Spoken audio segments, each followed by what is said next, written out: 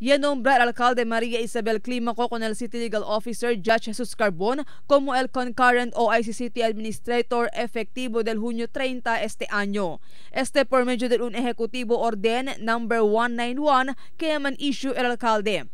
Asegun con el alcalde, uno del su mga instruksyon con Carbon amo para escrutinain bonamente con el mga legal communication keta imbiana di su oficina.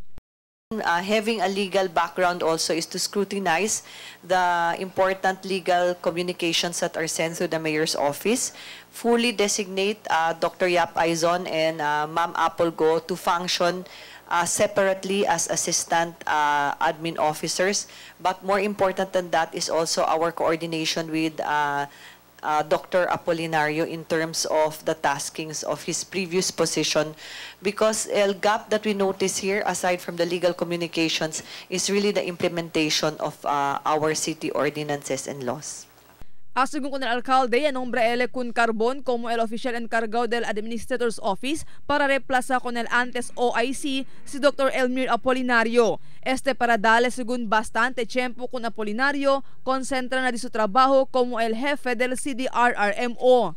Because of the numerous challenges that we have as far as disaster prevention is concerned, and then amo pa lang yan end akal AGE di aton kun Dr. Agbulos, that is also a form of disaster, though it is something that's really related to health. Ta entraya tamen el di aton La Nina task force after the El Nino, we saw to it that to help Dr. Apolinario concentrate in his function as CDRRMO, that we relieve him of the other heavier functions in the administration.